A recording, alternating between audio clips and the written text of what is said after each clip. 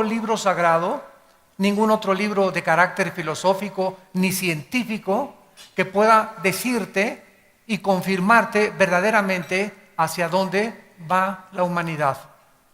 Y hace 2750 años, el profeta Isaías escribió: así dice Jehová, Rey de Israel y su Redentor, Jehová de los ejércitos, yo soy el primero y yo soy el postrero. El Dios de la Biblia establece que Él es el principio y que Él es el final.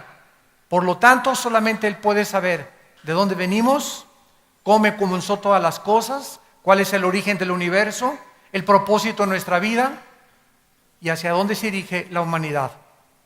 Continúa diciendo: fuera de mí no hay Dios. ¿Y quién proclamará lo venidero? Lo declarará y lo pondrá en orden delante de mí, como hago yo desde que establecí el pueblo antiguo. Anúncienles lo que viene y lo que está por venir. No tengan miedo, no se amedrenten. No se los hice oír desde la antigüedad y se los dije, luego ustedes son mis testigos. No hay Dios sino yo, no hay fuerte, no conozco ninguno. En el capítulo 46 del mismo libro de Isaías, versículo 9 al 11, dice la Biblia: acuérdense de las cosas pasadas desde los tiempos antiguos, porque yo soy Dios y no hay otro Dios, y nada hay semejante a mí, que anuncio lo porvenir desde el principio y desde la antigüedad, lo que aún no era hecho, que digo, mi consejo permanecerá y haré todo lo que quiero, que llamo desde el oriente al ave y de la tierra lejana al varón de mi consejo. Yo hablé y lo haré venir, lo he pensado y también lo haré. Damas y caballeros, ¿cómo podríamos resumir la historia humana? Como una historia de naciones compitiendo una contra la otra por la supremacía política, militar y económica. Dice el Instituto para la Investigación de la Paz en Suecia, Estocolmo, que aproximadamente de los 6,000 años de historia que el ser humano tiene, solo han habido 25 años de paz. En 6,000 años de historia, la historia nos muestra que el hombre ha estado continuamente en conflicto el uno contra el otro, nación contra nación, imperios contra imperios. La historia se puede resumir en que el ser humano está en guerra consigo mismo. Y como no tenemos paz nosotros en nuestra vida, tenemos que buscar la guerra contra los demás. La Biblia dice claramente que en el capítulo 11 del libro del Génesis se inició el primer intento del ser humano por levantar una torre, la famosa Torre de Babel, con el propósito de llegar al cielo. Dice la Biblia que en aquel tiempo toda la humanidad tenía una sola lengua y que aconteció que cuando los hombres salieron al oriente, llegaron a la altura de la llanura de Sinar. La tierra de Sinar es el paralelo o el sinónimo de Babilonia. Y la palabra Babilonia, que significa la puerta del cielo, es exactamente donde se encuentra la nación de Irak. Actualmente Irak es la nación donde estuvo el huerto del Edén. En Irak es la nación donde se cometió el primer pecado. En Irak es la nación donde se encuentran 4 ángeles, de acuerdo a Apocalipsis 9, atados junto al río Éufrates, que son los más poderosos ángeles de Satanás, esperando la tercera guerra mundial para ser desatados y causar el conflicto internacional para que unos a otros nos destruyamos. Irak, pues, de acuerdo a la Biblia, es la ciudad o la nación más nombrada después de Jerusalén. Jerusalén es la primera nación, Babilonia es la segunda nación más nombrada en la Biblia. En este intento, los seres humanos encontramos que tenían una sola unidad: gobernar juntos, que fue el principio de la democracia. La democracia no comenzó con los griegos ni con los romanos, la democracia comenzó en la Torre de Babel, el gobierno de los humanos, el gobierno del pueblo, para que el pueblo pueda gobernar sin tomar en cuenta a Dios. Aquí se inició el intento de la democracia. En segundo lugar, tenían un solo propósito: hacerse un hombre. Hagámonos un hombre. Aquí vemos el egoísmo y la ambición política que ha perdurado a través de todos los siglos. La mayor parte de los gobernantes suben al poder totalmente centrados en sus propios intereses. Muy poco les interesa el pueblo, por lo único que quieren, ¿verdad?, es la ambición y el poder. Y están dispuestos a cualquier cosa por tal de obtener el poder. Y finalmente encontramos la rebelión, que es edificar, hacer un proyecto, creer que la pobreza todavía es el problema del ser humano. Se sigue debatiendo en los foros internacionales, en las Naciones Unidas, que la pobreza es el problema del ser humano. Y no es la pobreza del ser humano, el problema somos nosotros mismos. Porque hasta que el corazón del hombre no se ha transformado, no puede haber equidad ni justicia a nuestro alrededor. Vemos pues estos tres propósitos en la Torre de Babel. Cualquier intento, dice la Biblia, de un globalismo, de una unión global, de una unificación, llámese Liga de Naciones, OTAN, Naciones Unidas, etcétera, etcétera. Cualquier esfuerzo del ser humano por tratar de traer la paz y la justicia al mundo será absolutamente inútil si no tenemos en cuenta a nuestro Creador. No somos capaces ni tenemos la inteligencia suficiente y tenemos demasiada maldad en el corazón para poder nosotros arreglar el mundo sin tomar en cuenta a Dios. Después de esto, encontramos en Génesis capítulo 12 que Dios escoge una nación, damas y caballeros, de todo el globo terráqueo. Y escoge a un hombre llamado Abraham para llamarlo de Irak a fundar la nación hebrea o la nación judía. ¿Por qué muchas personas me han preguntado y estudiantes escogió Dios a los judíos? ¿Que acaso los palestinos son inferiores o los árabes? La cuestión es que Dios escoge un punto geográfico en el globo terráqueo para que en ese punto geográfico que es Israel se concentre en primer lugar la venida del Mesías o el Salvador del mundo. Dios tenía que escoger un punto geográfico, una nación para que naciera su santo Hijo Jesucristo. Si hubiera sido Italia, los franceses hubieran dicho, ¿y por qué no nosotros? Y si hubieran sido los ingleses, los alemanes hubieran dicho, ¿y por qué no nosotros?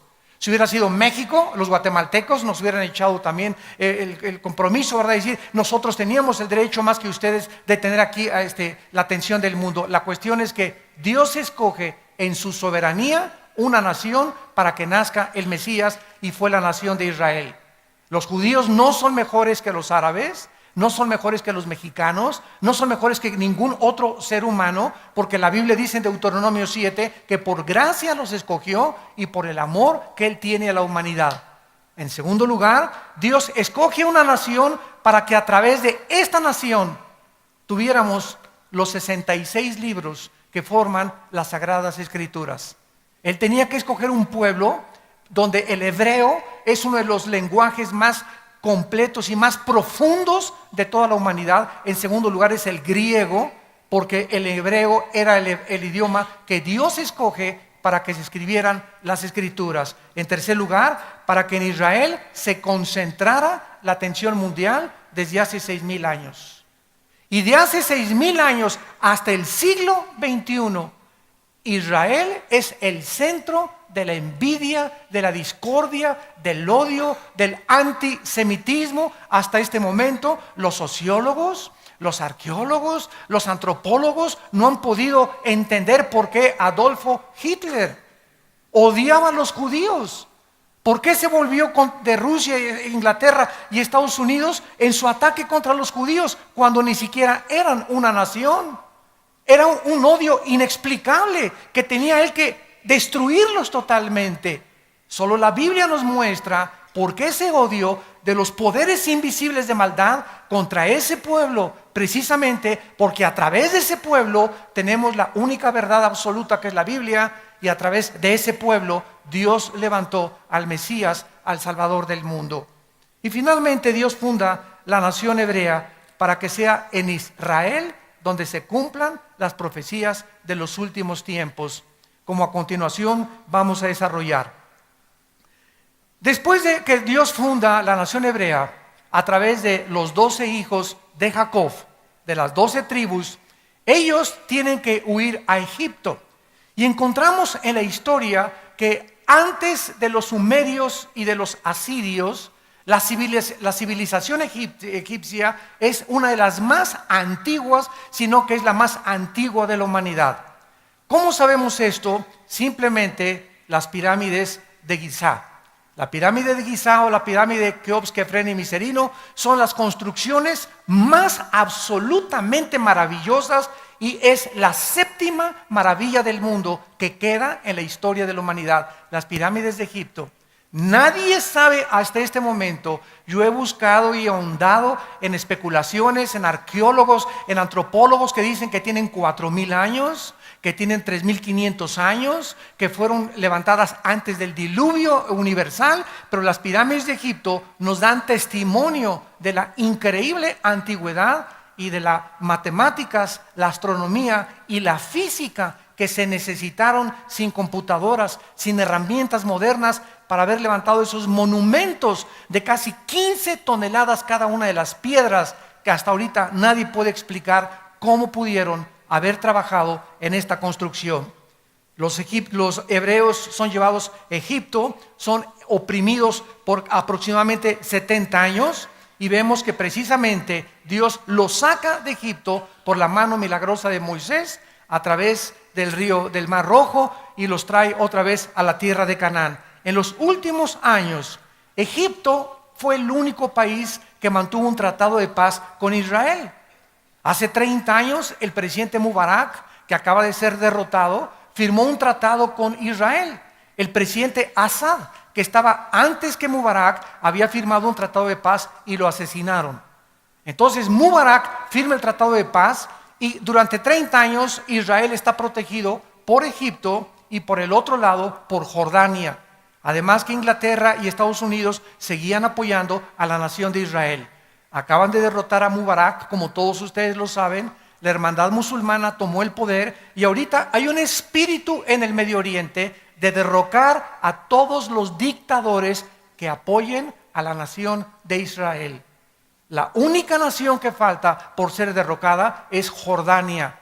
Y ya están, hace 4 o 5 días, ya sacaron la embajada de Israel de Jordania los judíos, porque querían atacarla como la atacaron en Egipto. Y cuando tomen Jordania, damas y caballeros, Jesucristo dijo en Lucas 21:20 que cuando Israel estuviera rodeada por ejércitos, sabríamos que nuestro fin había llegado, que nos encontrábamos al final de la última generación. Vemos después de Egipto que se levanta el imperio de los asirios. En el año 722 a.C., los asirios toman a los judíos y se los llevan cautivos. En la guerra de 1967, el mes de junio, los judíos tomaron las colinas del Golán, que son exactamente la frontera con Siria.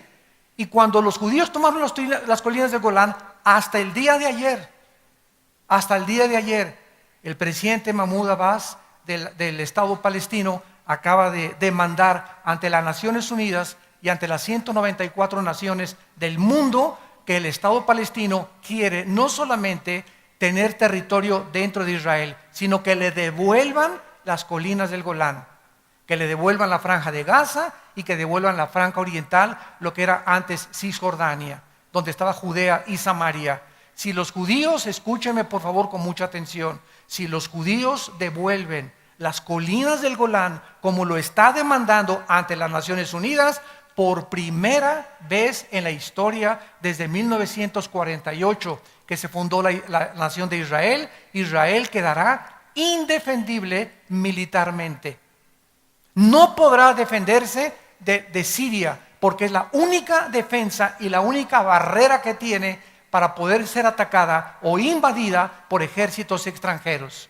Así que en este momento, en el mundo se está debatiendo en los poderes espirituales las semanas, los meses o los años que nos quedan antes de que explote una guerra mundial y se levante un hombre llamado el Anticristo, del cual vamos a hablar más adelante.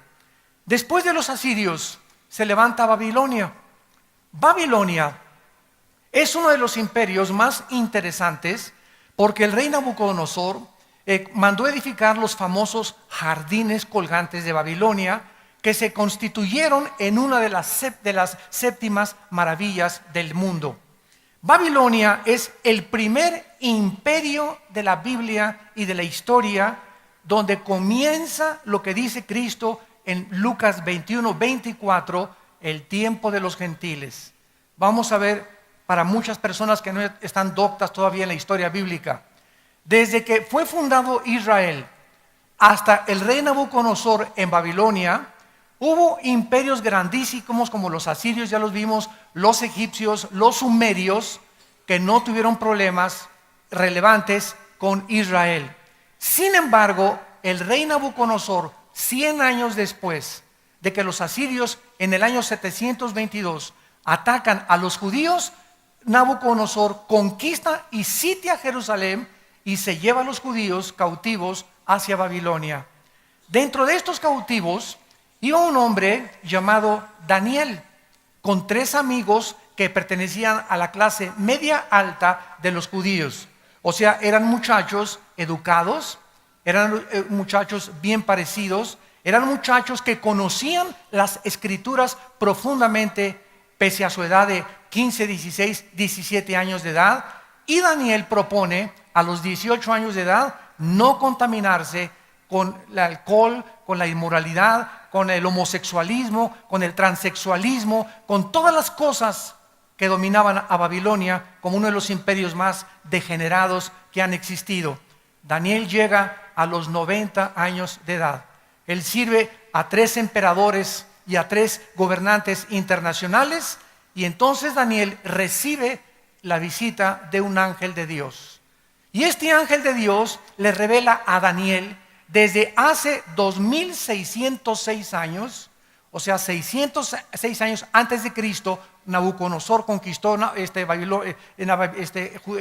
Judea y Samaria. Hasta el siglo XXI, desde esa época, Dios pone en orden, como se los voy a demostrar, quiénes eran los imperios que iban a continuar en el orden establecido divino, gobernando el mundo hasta la venida de Cristo. Y para el asombro de todos ustedes, vamos a comprobar que las naciones que actualmente se están poniendo del lado de la América y de las Chivas, los que están poniéndose la camiseta de un partido y los de otro partido, ya decidieron exactamente qué papel van a formar en el último ataque contra la nación de Israel. Estas naciones están en existencia y son las naciones actualmente, más de 2500 años después, que son los más grandes enemigos de la nación de Israel. En el capítulo 2 de Daniel, el rey Nabucodonosor tiene un sueño, y en aquel tiempo los reyes estaban rodeados de toda la descendencia de Walter Mercado. Astrólogos, brujos, magos, hechiceros. Es increíble cuántos gobernantes en nuestra época actual siguen consultando a los magos, a los astrólogos, sus horóscopos, etcétera, etcétera, cuando todo esto la Biblia lo condena. Y la Biblia nos muestra que cualquier persona sumida en la astrología, en la hechicería, en el ocultismo, en la magia, en los mediums, etcétera, etcétera, son personas que han pisado y se encuentran en dominios de Satanás. La Biblia prohíbe cualquiera de estas prácticas. Nabucodonosor les habla a todos estos magos y hechiceros: interprétenme el sueño. Ninguno de ellos le puede interpretar el sueño, porque ese sueño se lo había puesto Dios al rey Nabucodonosor. Entonces Daniel, que era en aquel tiempo el jefe de los consejeros del rey Nabucodonosor, le pide al rey y le dice: dame por favor, oh rey, un tiempo para orar y pedirle al Dios de los cielos, al Dios altísimo, la interpretación de tu sueño. En el capítulo 2 de Daniel, versículo 19, la Biblia dice que entonces el secreto fue revelado a Daniel en visión de noche, por lo cual bendijo Daniel al Dios del cielo, y Daniel habló y dijo: sea bendito el nombre de Dios de siglos en siglos, porque suyos son el poder y la sabiduría. Él muda los tiempos y las edades, quita reyes y pone reyes, da la sabiduría a los sabios y la ciencia a los entendidos. Él revela lo profundo y lo escondido, conoce lo que está en tinieblas y con él mora la luz. Y más adelante le dice en el versículo 36, rey Nabucodonosor, este es el sueño. El rey Nabucodonosor, antes de interpretar esto, había visto un sueño con una estatua gigantesca. La estatua tenía la cabeza de oro. El pecho y los brazos de la estatua eran de plata.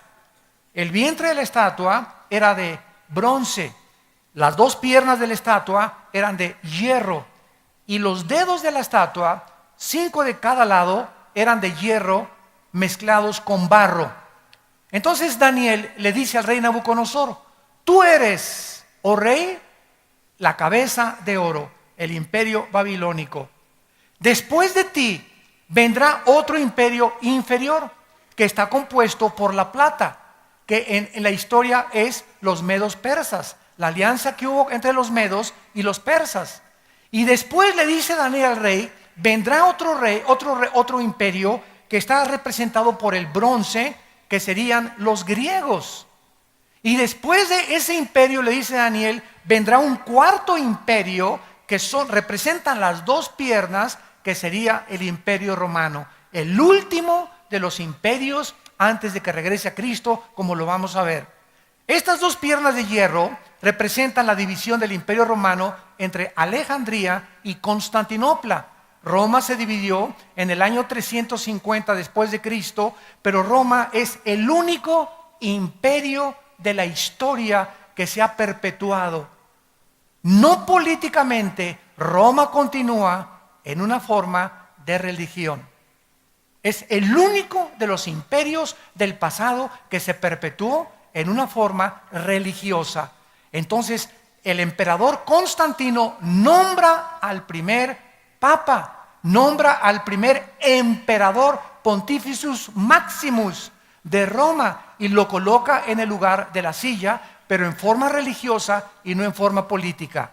Muy bien, veamos nosotros en los 4 metales, oro, plata, bronce y hierro, el deterioro de los imperios a través de los siglos.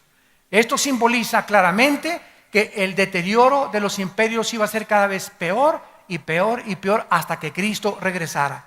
En segundo lugar, de acuerdo a esta visión, dice el capítulo 2, versículo 43 en adelante: así como viste el hierro mezclado con barro, se mezclarán por medio de alianzas humanas, pero no se unirán. Versículo 44, y en los días de estos reyes, el Dios del cielo levantará un reino que no será jamás destruido, ni será el reino dejado a otro pueblo. Desmenuzará y consumirá a todos estos reinos, pero él permanecerá para siempre. De la manera que viste que del monte fue cortada una piedra, no con mano, el gran Dios ha mostrado al rey lo que ha de acontecer en los últimos tiempos, en el futuro o en el porvenir. Damas y caballeros, cuando esta estatua estaba erigida y Daniel le interpreta el sueño, una piedra vio Daniel que caía contra los pies de la estatua, o sea que de Roma surgen los 10 dedos mezclados de hierro y de barro. Los 10 dedos representan la última forma de gobierno mundial del anticristo.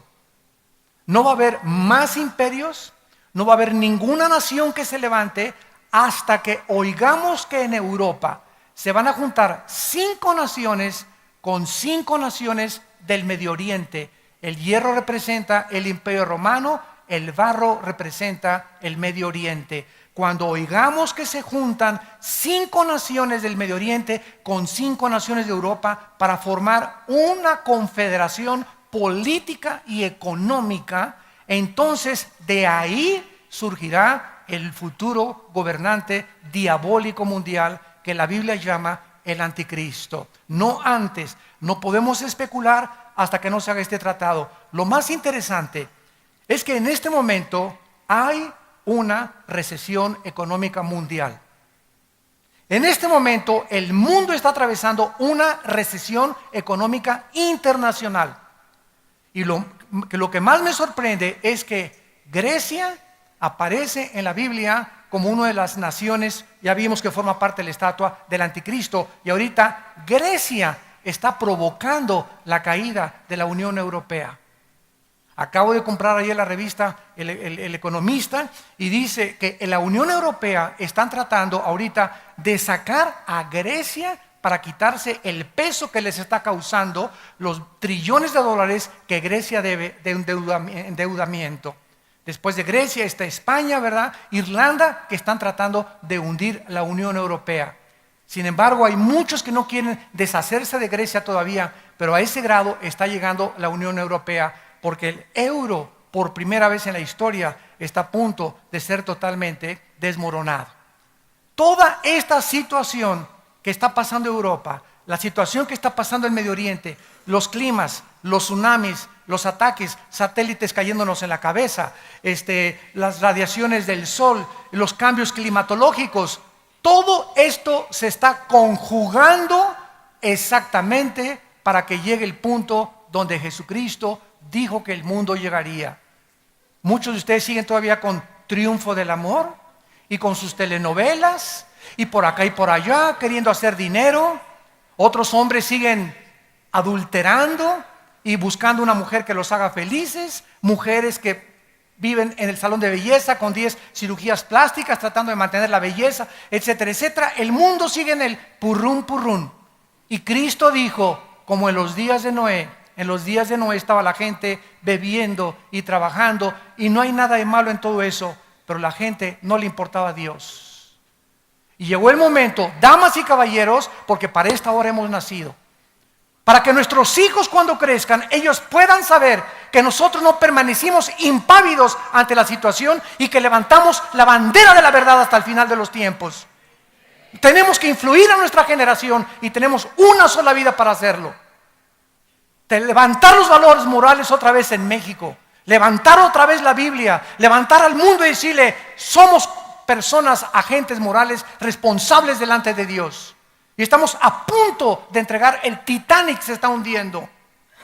El mundo se está hundiendo ante nuestro alrededor y la gente como en el Titanic, ja, ja, ja, jo, ji, ji, jo, jo, jo, tomando y chupando y por aquí, por allá, y el barco hundiéndose. Así está el mundo a nuestro alrededor. La gente cada vez está peor, la inmoralidad, la degradación, las perversiones sexuales, matrimonios entre hombres con hombres, mujeres contra mujeres. ¿Ustedes creen que Dios está contento con todo esto? ¿Y nos enojamos porque hay catástrofes? ¿Y porque si Dios es bueno manda tsunamis? Nosotros hemos escogido precisamente el mundo que estamos viviendo y hemos hecho del mundo lo que el mundo ha hecho ahorita. El mundo ahorita es un basurero de inmoralidad y de depravación moral.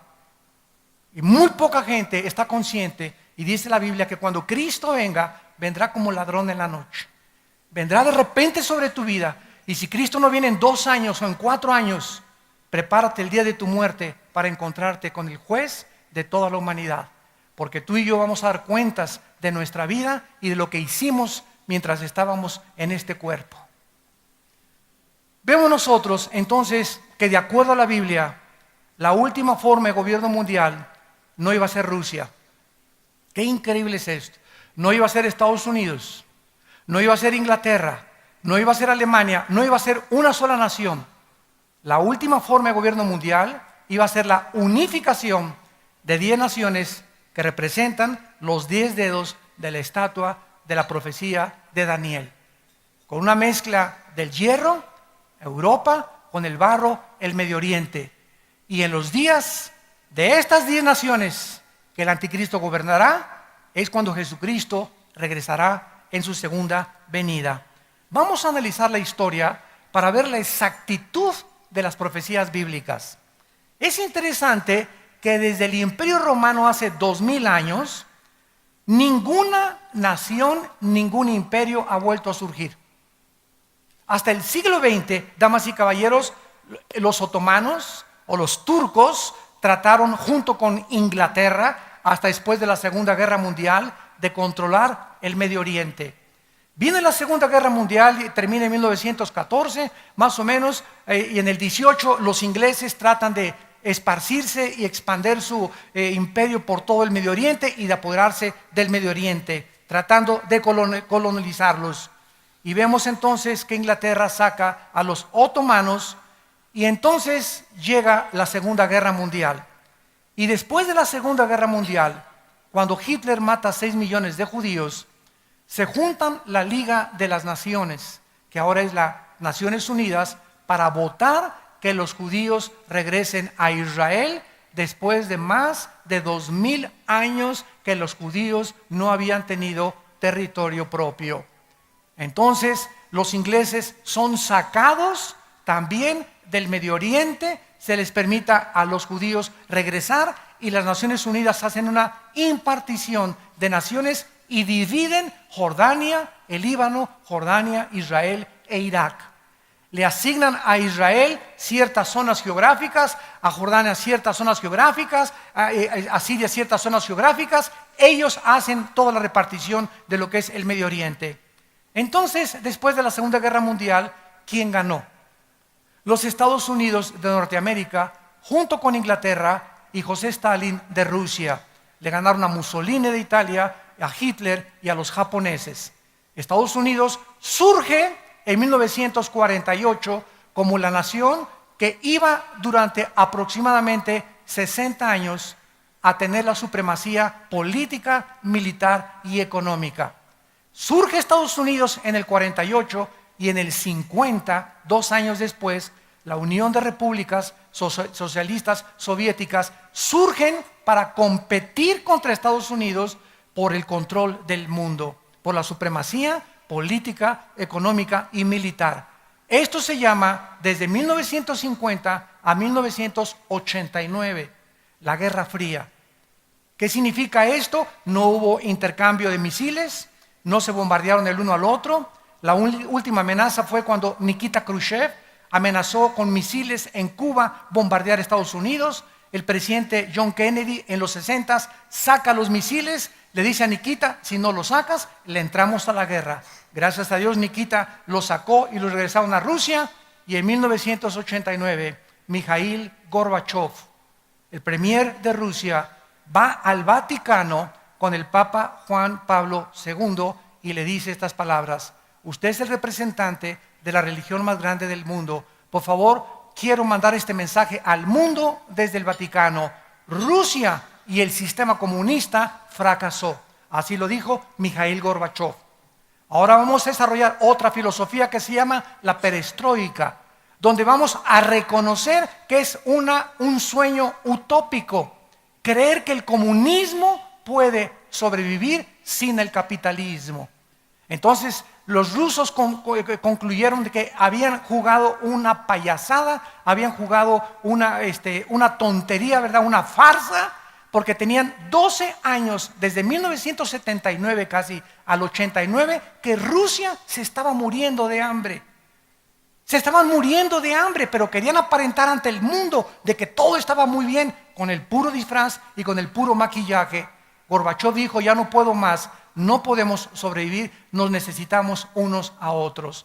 Mandan derribar el muro oriental de Berlín. El comunismo, los países que pertenecían a los rusos de Europa son absorbidos por la organización del Tratado del Atlántico del Norte, que se llama ahora la OTAN, y la OTAN protege a todas estas naciones para que los rusos no vuelvan a conquistarlos ni a dominarlos. Y así llegamos nosotros claramente hasta el año 2009, hace 2 años para atrás. ¿Qué pasó hace 2 o 3 años? El país que Dios levantó, que ganó la Segunda Guerra Mundial, que tenía la supremacía política, militar y económica del mundo, tampoco iba a gobernar el mundo, ni tampoco los rusos. Hace 3 años viene una recesión económica en Estados Unidos, después de prestarles trillones de dólares a Japón, Italia, Alemania, a todos los países que perdieron la Segunda Guerra Mundial para que se levantaran con dinero americano, y Estados Unidos se declara en bancarrota. El gobierno federal americano debe 13 trillones de dólares. Ustedes no tienen idea de qué cantidad es 13 trillones de dólares. Para que tengan una idea, escuchen esto. Si tú cuentas $1 cada segundo, $1 cada segundo. 1, 2, 3, 4. Por 250 años no llegas al $1 trillón. Deben 13 trillones, o sea, es impagable la deuda. La deuda de la Unión Europea es impagable. Ahorita está surgiendo ante los ojos del mundo China, Rusia y la India. China tiene la mitad de la liquidez del dinero norteamericano. China ahorita en cualquier momento podría hundir totalmente a Estados Unidos. ¿Por qué no lo hace? Porque Estados Unidos es su mejor comprador, el que le compra por eso todo está ahorita made in China. Hasta los Florsheim que tengas traes ahí una etiqueta que dice hecho en China. Entonces, todo esto que son puros intereses en el mundo nos muestran exactamente a dónde el mundo está llegando. Pero lo interesante de todo esto es que si la Biblia había profetizado que 10 naciones finales iban a gobernar el mundo y ante nuestros ojos cayó Babilonia, los medos persas, los griegos, los romanos, los ingleses lo intentaron, los otomanos lo intentaron, Adolfo Hitler lo intentó también y fracasó, no duró más que 6 años su famoso Tercer Reich, y después Estados Unidos, aunque no colonizó nada ni mucho menos, no duró tampoco más que 50, 60 años. Nos encontramos entonces a que ya tienen que comenzarse a formar estas 10 naciones que la Biblia mencionó del antiguo Imperio Romano. Y lo más interesante es que en 1957 se firma el Tratado de Roma, donde Jean Ekelor, Barteló y otros Delors y otros franceses consideran que Europa tiene que volver otra vez a reunificarse y formar la famosa Unión Europea. En enero de 1999 se acepta el euro como la moneda oficial en toda Europa. En el año 2009 eran 25 naciones formando la Unión Europea. Actualmente son 27 naciones y la única nación que no quiere la Unión Europea que entre es Turquía. Turquía es el puente entre el Medio Oriente y entre Europa. ¿Y por qué no quieren que entre Turquía?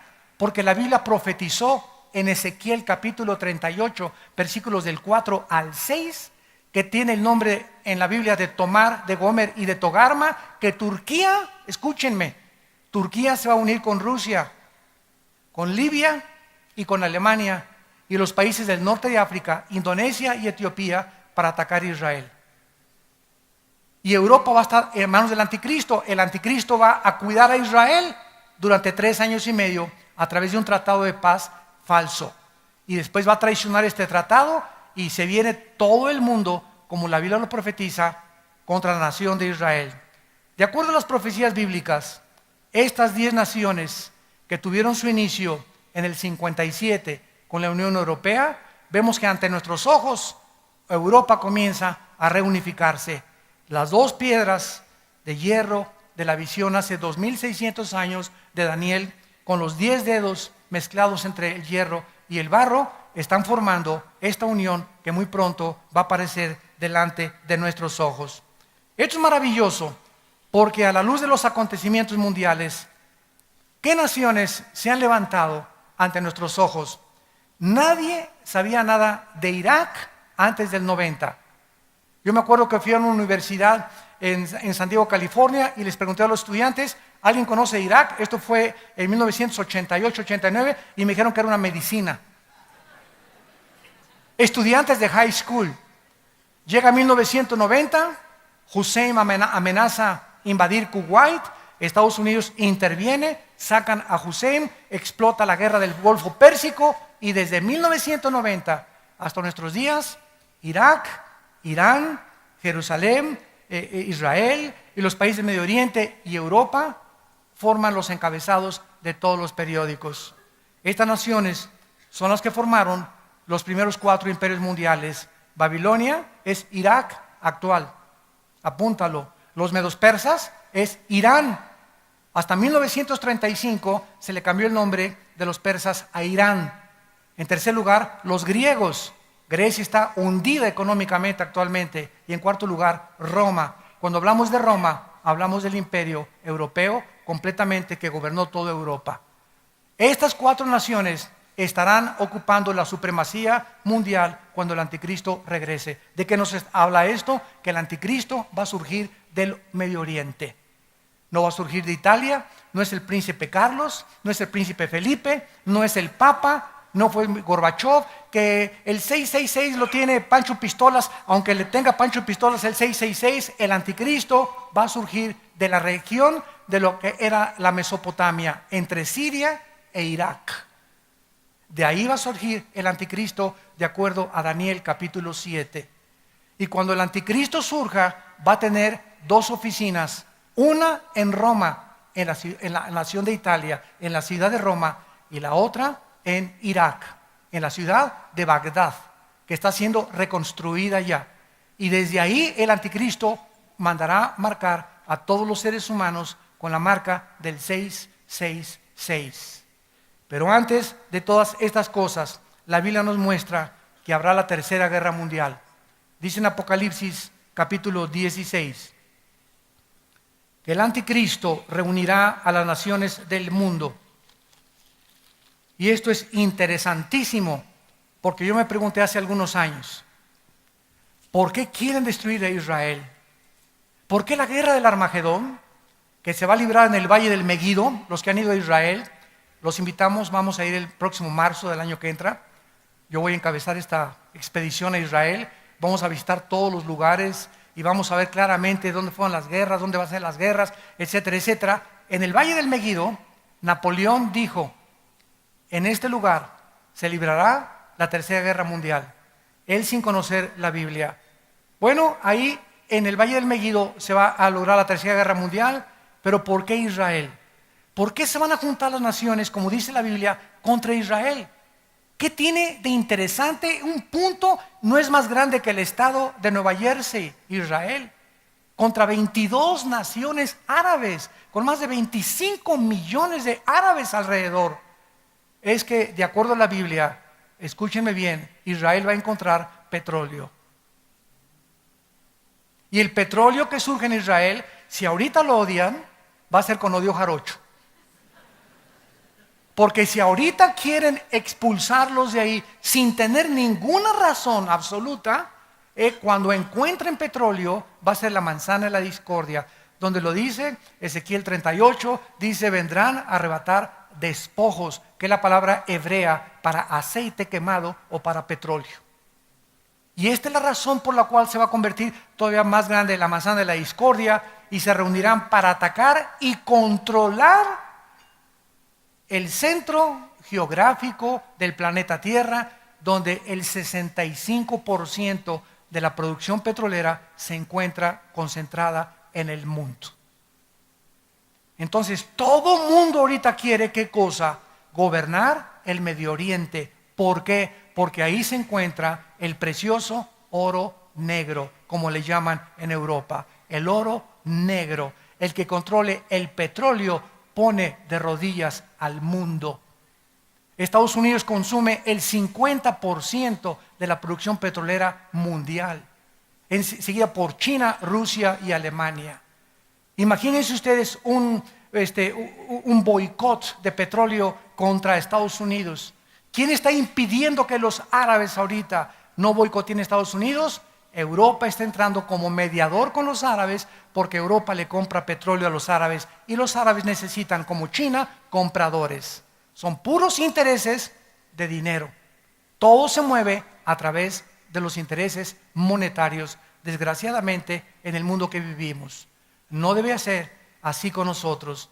La Biblia dice en la primera carta a los tesalonicenses, para terminar, que cuando Cristo venga, el mundo se va a encontrar en una situación en la que podemos darnos cuenta que ya tenemos los días contados. Y dice el apóstol Pablo en esta primera carta, capítulo 5, acerca de los tiempos y de las ocasiones, no tienen necesidad, hermanos, de que yo les escriba, porque ustedes saben perfectamente que el día del Señor vendrá como ladrón en la noche, que cuando digan paz y seguridad, va a haber, tal vez esta próxima semana, y yo no soy profeta, lo dice la Biblia, tal vez la próxima semana, o tal vez mañana, o tal vez el mes que entra, pero en estos meses va a explotar una guerra en el Medio Oriente, o tal vez en un año. ¿Por qué? Porque es insoportable que ahorita los judíos puedan aceptar las condiciones de un Estado palestino. Es absolutamente impensable, porque sería entregarse totalmente al suicidio. Netanyahu dijo hace 2 días en las Naciones Unidas: si nos atacan y nos quieren a través de las armas sacarnos de Israel, vamos a usar la operación Sansón. ¿Qué hizo Sansón antes de morir? Señor, dame fuerzas, perdona mis pecados, pero permíteme morir junto con ellos, con los filisteos. Y Sansón se agarró de 2 columnas en el libro de los Jueces, empujó las columnas y murió junto con todos los filisteos. ¿Qué dijo Netanyahu? Estamos dispuestos a suicidarnos, a morir con nuestros enemigos, y les contestamos con armas atómicas, porque Israel tiene armas atómicas. Nada más que la Biblia nos dice claramente que Israel no va a ser destruido, porque cuando Cristo venga, la tercera parte de la humanidad va a sobrevivir la tercera guerra mundial. Entonces, esta guerra próxima que venga en el Medio Oriente va a servir para que de ahí surja el anticristo, porque Hitler surgió con las mismas características en la Alemania, que había sido humillada por la Primera Guerra Mundial. No había trabajo en Alemania, estaban los comunistas en Alemania, y surge una voz del Tercer Reich. Adolfo Hitler crea el Partido Nacional Socialista y levanta a Alemania de su humillación, le devuelve el orgullo alemán, crea la Porsche, crea la Volkswagen, y hay trabajo para todo el mundo, y el pueblo dice: Hi Hitler, lo que tú digas, tú eres nuestro Dios. Y la historia del mundo ha sido la misma con los Césares, con Carlomagno, con Alejandro el Magno, con Saddam Hussein, con Hitler, con todos los dictadores. Dale al pueblo pan y algo de comer y no les importa quién esté gobernando. Y hemos llegado al momento nosotros de la verdad, de verdaderamente decidirnos si vamos a entregarle nuestra vida a Dios. Si vamos a creer lo que dicen las Sagradas Escrituras, o lo que dice Walter Mercado, o lo que dice Carlos Sagan, o lo que dice Jean-Paul Sartre, o lo que dice Nietzsche, o lo que dice Carlos Marx, o lo que dice Freud. ¿A quién le quieres creer? Esa es la pregunta de los 64,000 pesos. ¿Qué es lo que vas a decidir tú a creerle? Todos ellos fueron hombres, como tú y como yo. Cristo fue divino. Yo soy el camino, la verdad y la vida. Y murió en una cruz para decirnos: Padre, perdónalos porque no saben lo que hacen.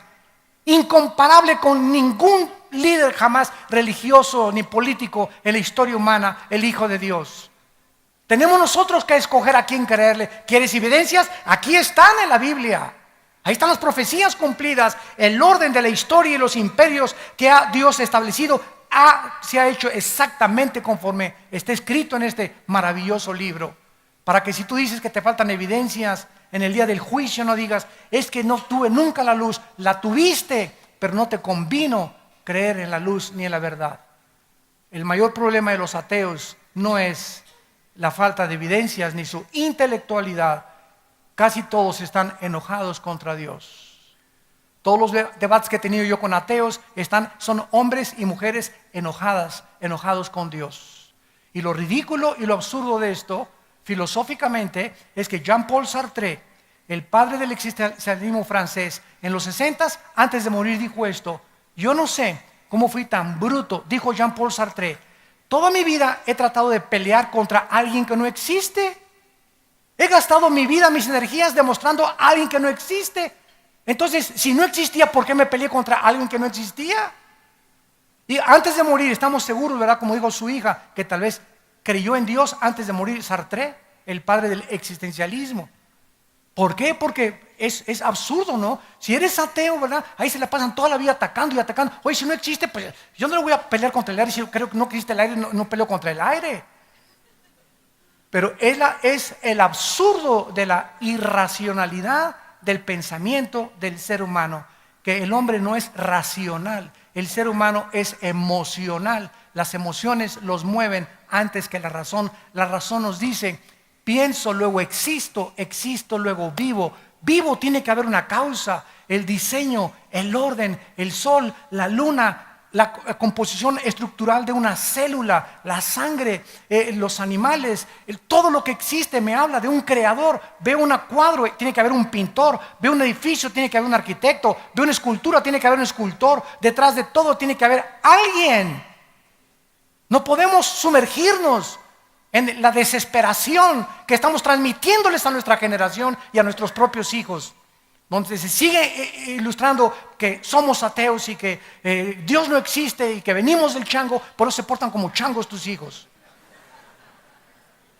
Damas y caballeros, estas conferencias tienen solo un propósito: volver otra vez a levantar la verdad en México y en el mundo entero, y que el mundo vea la luz. Y ya si tú no quieres ver la luz, que nosotros podamos decir: hicimos lo que teníamos que hacer con nuestra generación, no nos quedamos callados. Para esta hora hemos nacido, y tú tienes en esta mañana la oportunidad de entregarle tu vida al Hijo de Dios. ¿Lo harás o saldrás por esa puerta como entraste? Vacío, confundido, de filosofía en filosofía, de mujer en mujer, de botella en botella, de droga en droga, siempre buscando y sin encontrar. Jesús te dice esta mañana: yo soy el camino. Ven a mí, y como dice la Biblia, ríos de agua viva saltarán dentro de tu ser. Les pido por unos instantes que inclinen su cabeza. Así, con tu rostro inclinado. La Biblia dice que Jesucristo dijo que era la resurrección y la vida, y que nadie iba al Padre si no era a través de Él. Que Él es el pan que descendió del cielo y dio su vida para alimentarnos. Él es la luz, y los que le siguen no volverán a vivir en tinieblas. La Biblia dice que Él murió en una cruz para pagar por tus pecados y por mis pecados, para que tú no sufrieras la condenación eterna. Él, herido fue por nuestros pecados, molido por nuestras rebeliones. El castigo de nuestra paz fue sobre Él, y por sus llagas hemos sido nosotros curados.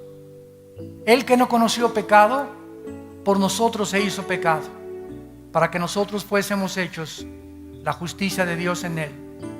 Mas Dios muestra su amor para con nosotros, en que siendo aún pecadores, en el estado en que tú te encuentras en este momento, Dios dice que Él te ama.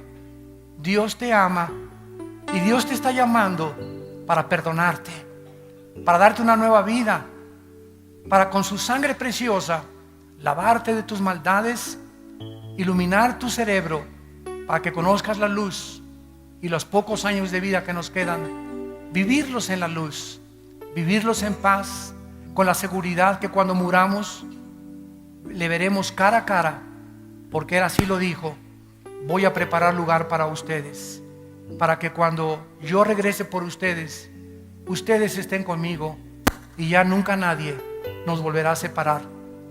¿Qué tengo que hacer?, me preguntarás, para poder invitar a Dios a mi vida. Ahí desde tu lugar quiero decirte que no es coincidencia que hayas venido a este desayuno. Tú tenías una cita con Dios. Dios, en su misericordia por tu vida y en su amor por ti y por tu familia, te ha traído para que escuches su voz a través de la Biblia y le puedas decir ahí desde tu lugar estas palabras: Señor mío y Dios mío, perdona mis pecados. Creo que en la cruz tu Hijo pagó con su sangre en mi lugar. Creo que a los 3 días lo resucitaste de entre los muertos. Y porque vives, Jesús, porque sé que estás resucitado, te pido que entres a mi vida como mi Señor y mi Salvador. Lávame con tu sangre preciosa, cambia mi manera de pensar, transforma y permíteme, con el poder que me das, de conquistarme primero a mí mismo, a mí misma, para después querer cambiar a los demás. Oramos por México. Oh Dios, trae la paz a nuestra patria.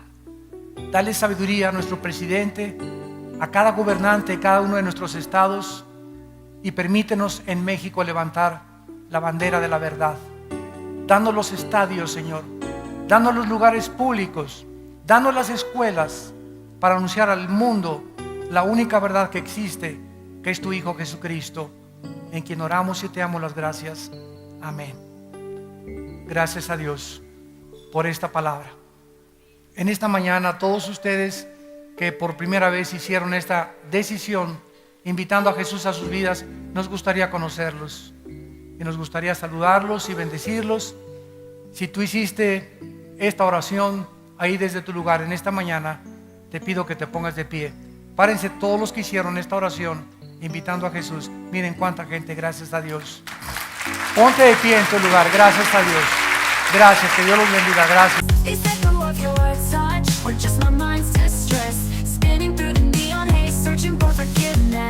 But the rhythm pulls me under the tidal wave of sound, washing away the heartache.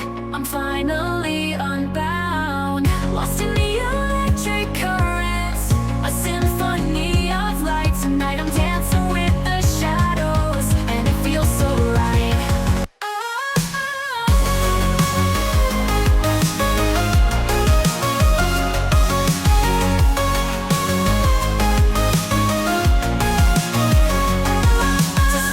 Reflections in the chrome and steel, a million faces, yet I still don't feel real. Chasing after something I can't define, lost in the labyrinth of space and time. This feeling's caught inside my chest, a kaleidoscope of doubt, I haven't found my rest. Is this the echo of your touch or just my mind's distress? Spinning through the neon haze, searching for forgiveness, but the rhythm pulls me under the tidal wave of sound, washing away the heartache.